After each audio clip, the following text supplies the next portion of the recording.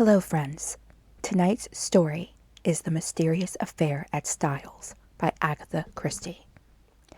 This was her first novel and was written in 1916. It was first published in the United States in October 1920 and in the United Kingdom in January 1921.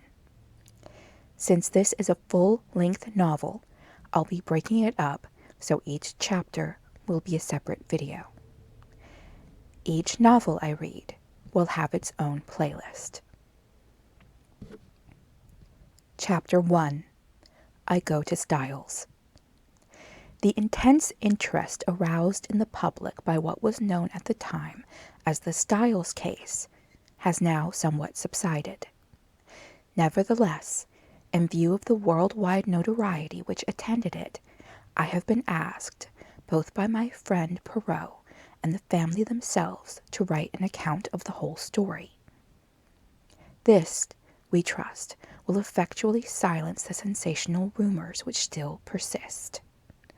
I will therefore briefly set down the circumstances which led to my being connected with the affair. I had been invalided home from the front, and, after spending some months in a rather depressing convalescent home, was given a month's sick leave.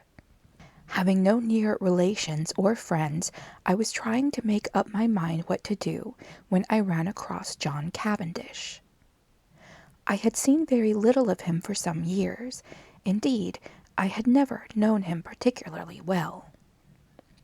He was a good 15 years my senior, for one thing, though he hardly looked his 45 years. As a boy, though, I had often stayed at Styles, his mother's place in Essex. We had a good yarn about old times, and it ended in his inviting me down to Styles to spend my leave there. "The mater will be delighted to see you again after all these years," he added. "Your mother keeps well?" I asked. "Oh, yes. I suppose you know that she is married again." I'm afraid I showed my surprise rather plainly. Mrs. Cavendish, who had married John's father when he was a widower with 2 sons, had been a handsome woman of middle age, as I remembered her.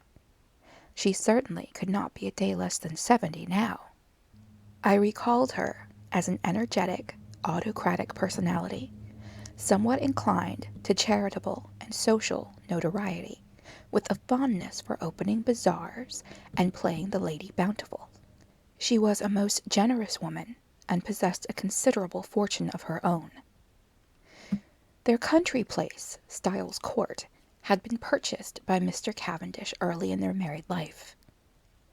He had been completely under his wife's ascendancy, so much so that on dying he left the place to her for her lifetime, as well as the larger part of his income, an arrangement that was distinctly unfair to his 2 sons.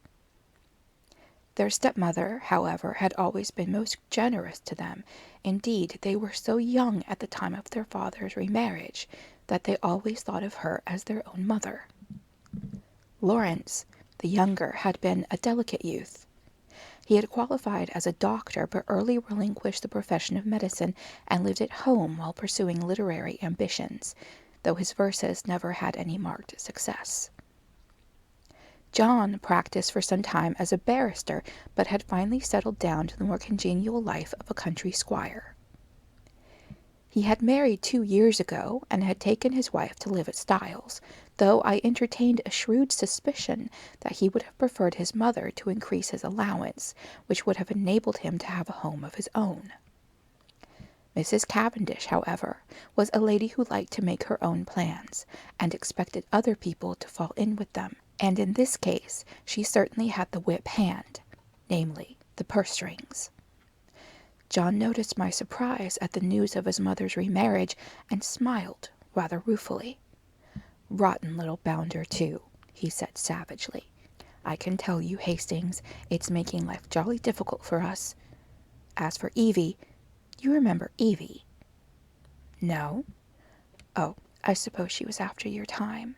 She was the mater's factum companion, jack of all trades, a great sport, old Evie.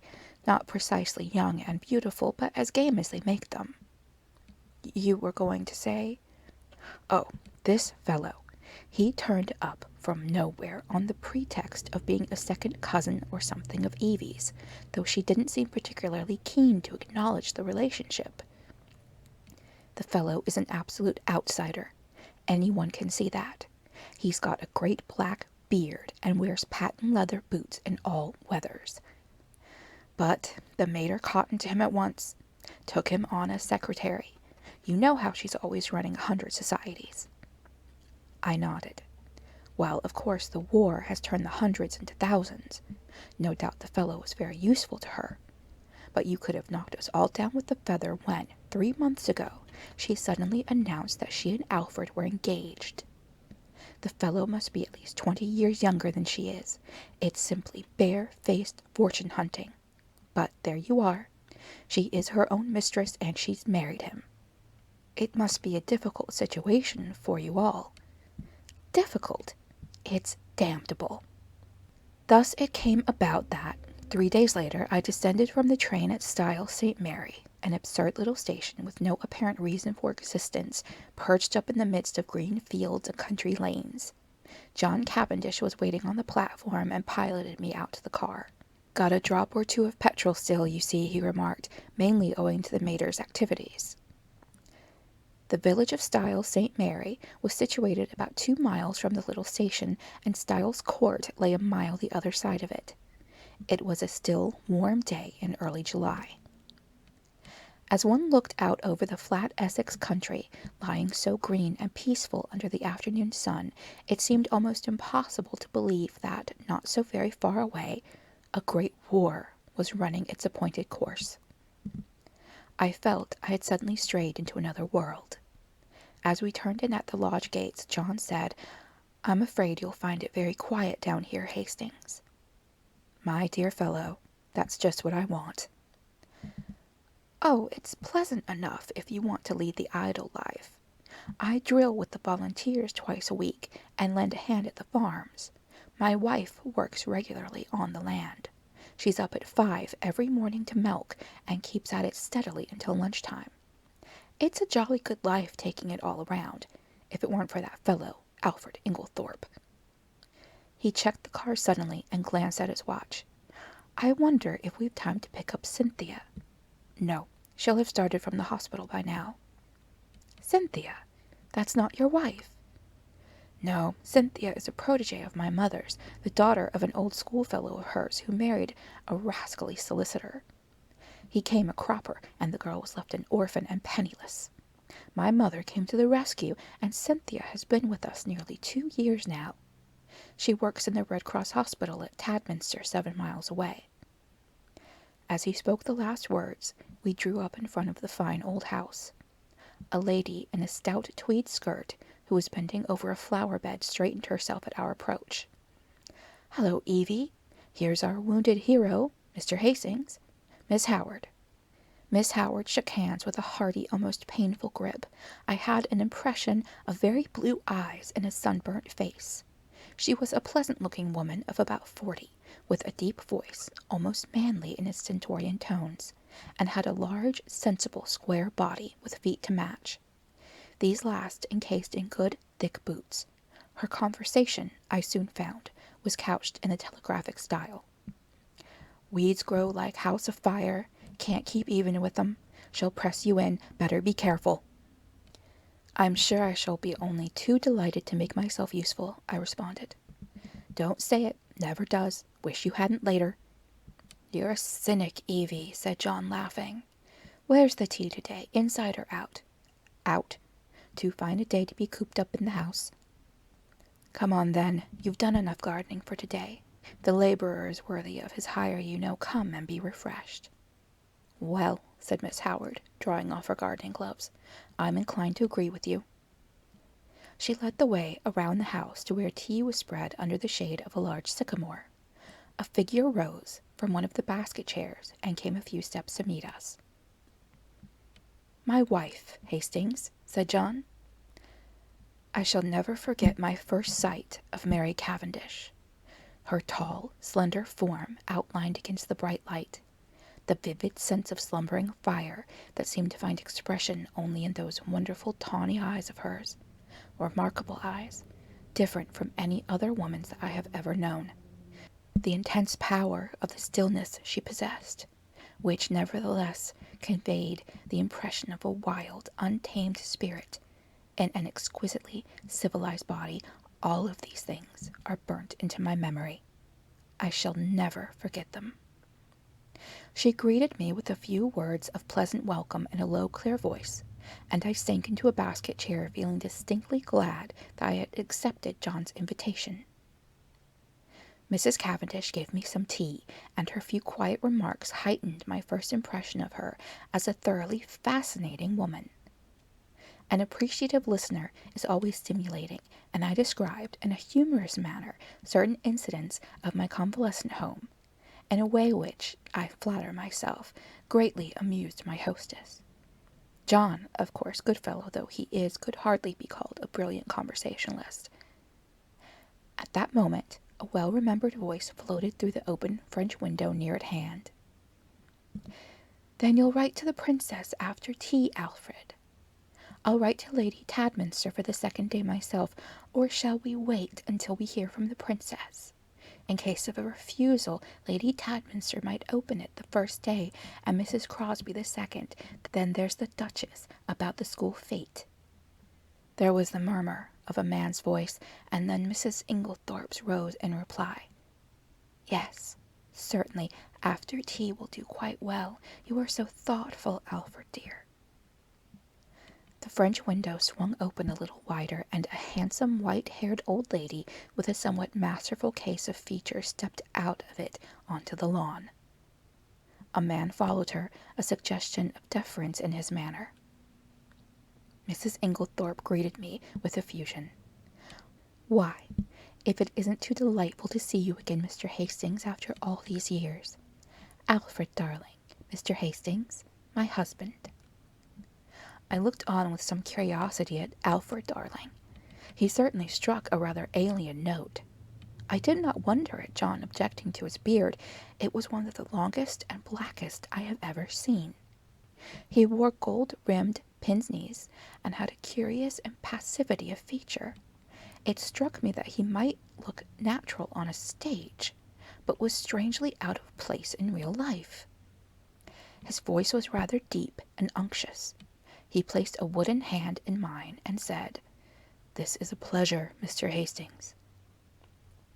Then, turning to his wife, "Emily, dearest, I think that cushion is a little damp." She beamed fondly on him as he substituted another with every demonstration of the tenderest care. Strange infatuation of an otherwise sensible woman. With the presence of Mr. Inglethorpe, a sense of constraint and veiled hostility seemed to settle down upon the company. Miss Howard, in particular, took no pains to conceal her feelings. Mrs. Inglethorpe, however, seemed to notice nothing unusual. Her volubility, which I remembered of old, had lost nothing in the intervening years, and she poured out a steady flood of conversation, mainly on the subject of the forthcoming bazaar, which she was organizing, and which was to take place shortly.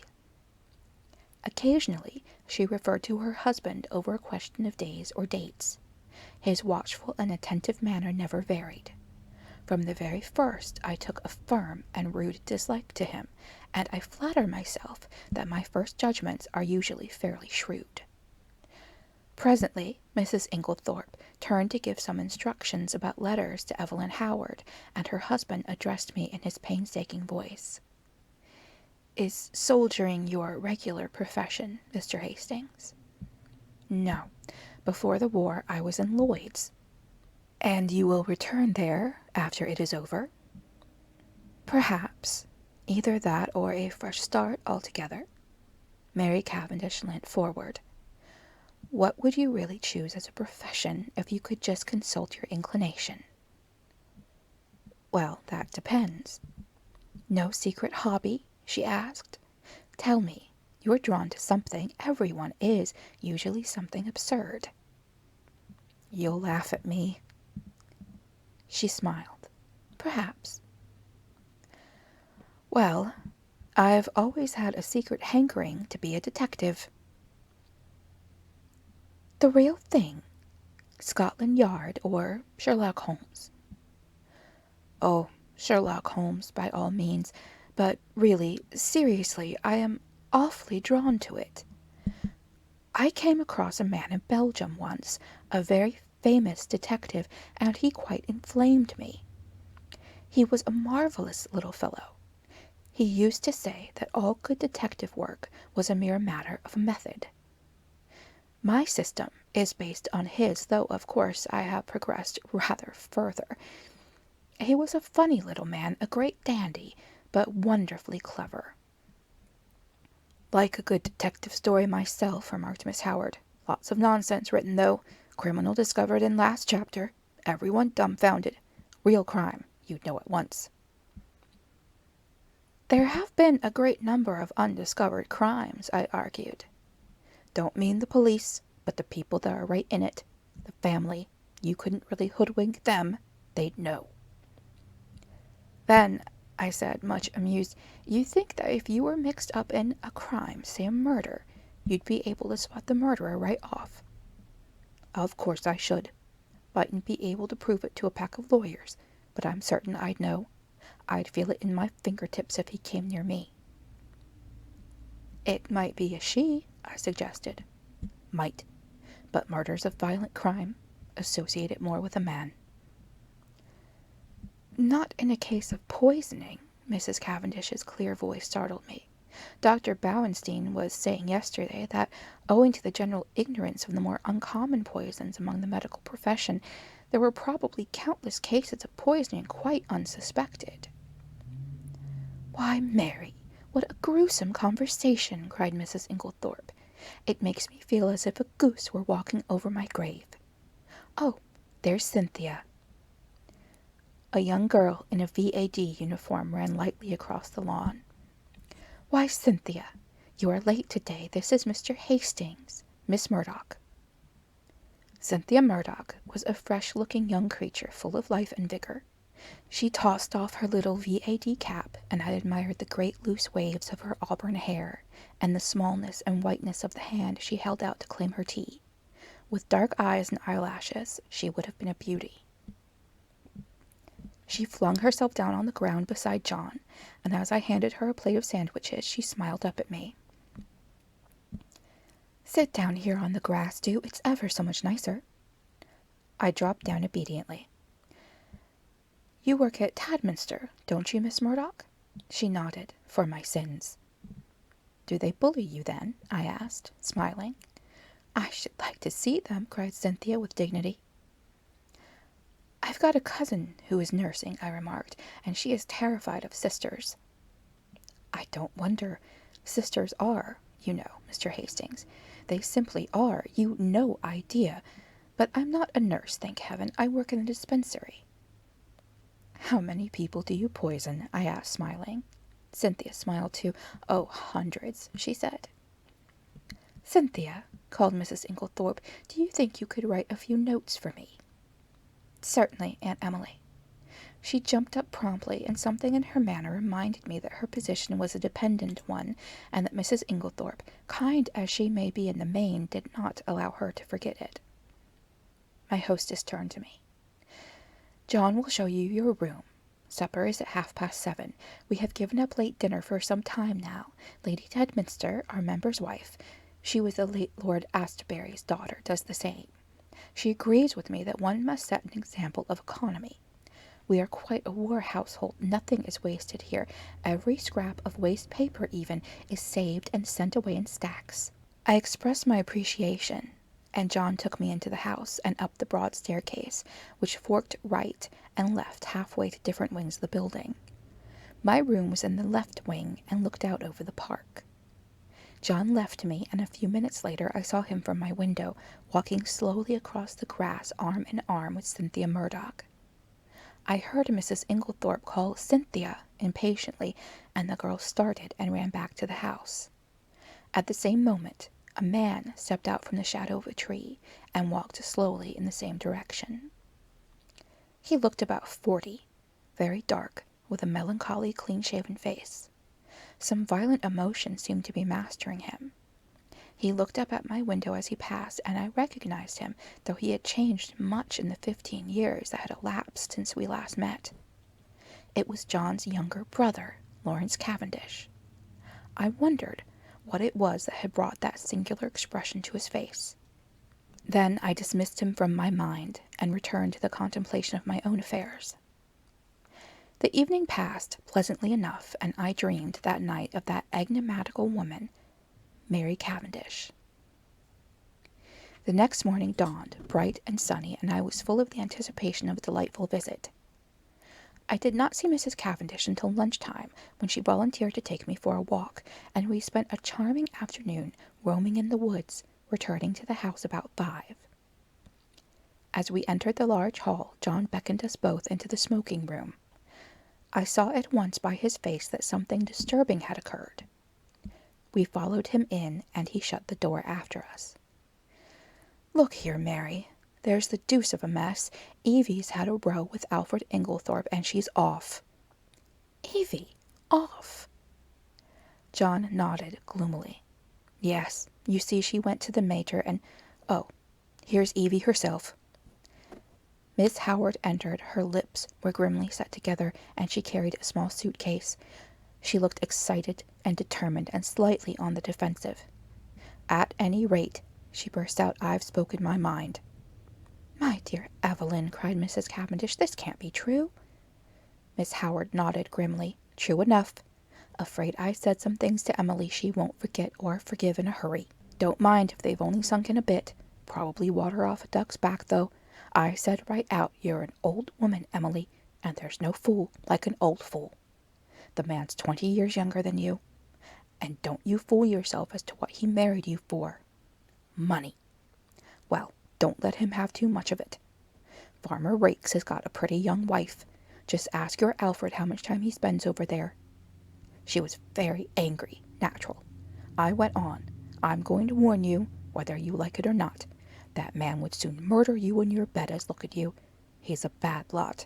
You can say what you like to me, but remember what I've told you. He's a bad lot." "What did she say?" Miss Howard made an extremely expressive grimace. "Darling Alfred, dearest Alfred, wicked calamities, wicked lies, wicked woman, to accuse her dear husband. The sooner I left her house the better, so I'm off." "But not now." "This minute." For a moment we sat and stared at her. Finally, John Cavendish, finding his persuasions of no avail, went off to look up the trains. His wife followed him, murmuring something about persuading Mrs. Inglethorpe to think better of it. As she left the room, Miss Howard's face changed. She leant towards me eagerly. "Mr. Hastings, you're honest. I can trust you?" I was a little startled.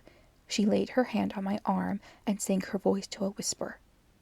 "Look after her, Mr. Hastings. My poor Emily.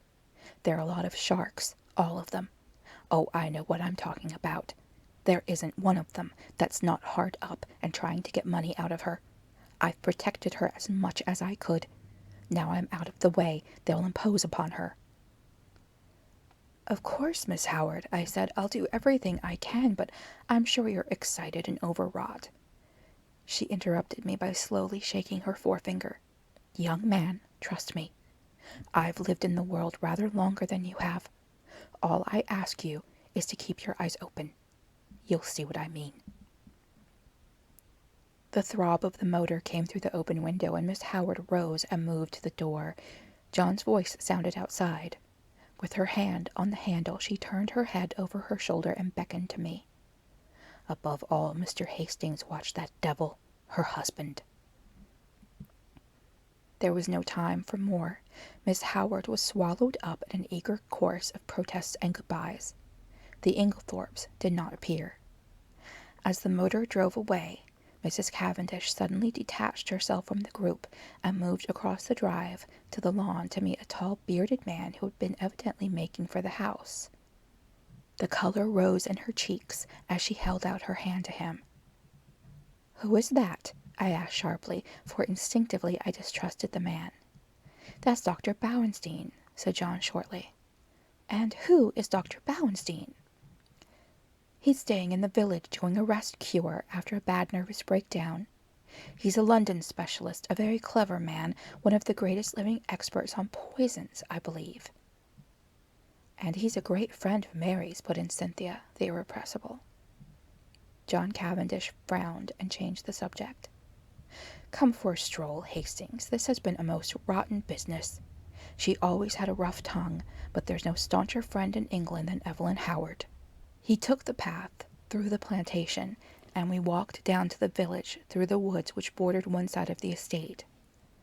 As we passed through one of the gates on our way home again, a pretty young woman coming in the opposite direction bowed and smiled. "That's a pretty girl," I remarked appreciatively. John's face hardened. "That is Mrs. Raikes." "The one that Miss Howard—" "Exactly," said John, with a rather unnecessary abruptness. I thought of the white-haired old lady in the big house, and that vivid, wicked little face that had just smiled into ours, and a vague chill of foreboding crept over me. I brushed it aside. "Styles really is a glorious old place," I said to John. He nodded rather gloomily. "Yes, it's a fine property. It'll be mine some day. Should be mine now by rights, if my father had only made a decent will, and then I shouldn't be so damned hard up as I am now." "Hard up, are you?" "My dear Hastings, I don't mind telling you I'm at my wit's end for money." "Couldn't your brother help you?" "Lawrence? He's gone through every penny he ever had, publishing rotten verses and fancy bindings. No, we're an impecunious lot. My mother's always been awful good to us, I must say. That is, up to now. Since her marriage, of course." He broke off, frowning.